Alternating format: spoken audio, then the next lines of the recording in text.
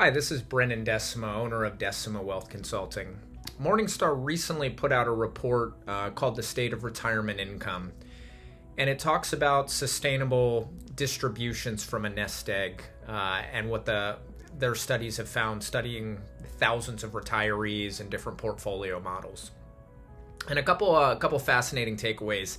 It is a 43-page report, so I'm definitely going to leave some of the content out, but really my focus is on 5 withdrawal strategies and a focus on spending to ending ratio. And I'll explain what that means in a moment.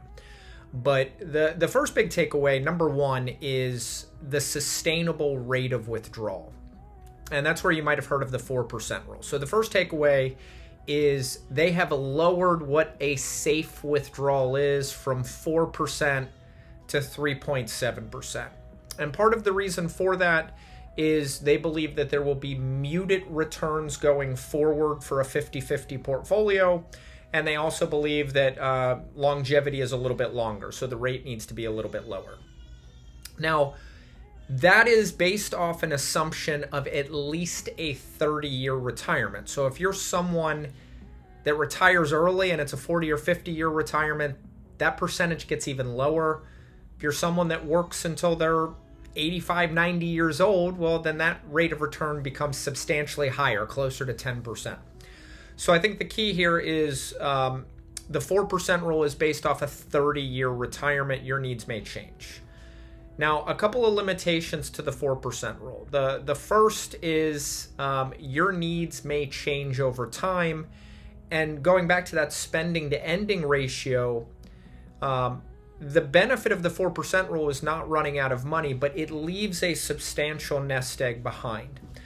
So not the end of the world to have a substantial nest egg left behind, but if you're someone that's retired and maximizing consumption is a bigger priority or even an equal priority to what's left behind, then the 4% rule or today's 3.7% rule might not fit. So they've proposed 4 alternatives to the 3.7% rule that I'm going to cover here. So the first one is method number 2, and that is getting rid of inflation adjustments.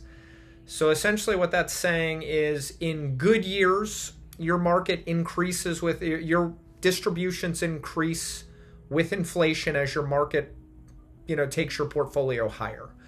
If you have a bad year in retirement in the markets, then the following year, you don't have a cost of living adjustment on your income. So the advantage of that is it improves portfolio longevity, so it reduces your risk of running out of money.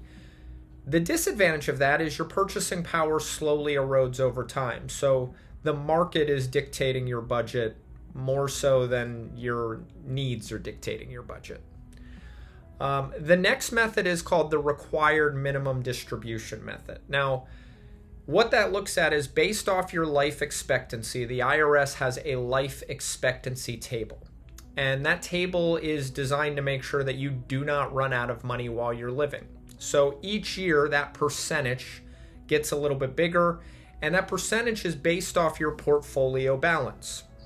Now, the advantage of this is for someone retiring at 65, your withdrawal rate is significantly higher than 3.7. So it allows a little bit more cash flow on the front end. When you're healthier, you're doing more things. The disadvantage of the required minimum distribution using that table is of any of the options, it had the most variability of income. So some years the income may be dramatically higher or lower than others. So, for someone that's used to working off a predictable salary every year while they're working, that may be really stressful. For someone that's commission-based, worked in real estate or sales, that may be in line with what they're used to their whole working life. The next method is the guardrails method, the Guyton Klinger method. And this is really similar to what a lot of clients that I work with use. But essentially, it's putting guardrails on the portfolio. And what that means is having a base case income, so spending what we plan for and budget for. But in years where the market does particularly well, that's where we allow a much bigger bonus. So market goes up 20%, we can spend considerably more. But if the market goes down, unless the market drops more than 20%, we're at least keeping that base case scenario the same. And then the final is declining your spending with age. So studies show, Morningstar's data shows that most people spend less and less over their lifespan. So starting with a much higher withdrawal rate, and then each year whittling that rate down as you get older and older. Now the benefit of that is it allows you to maximize cash flow on the front end.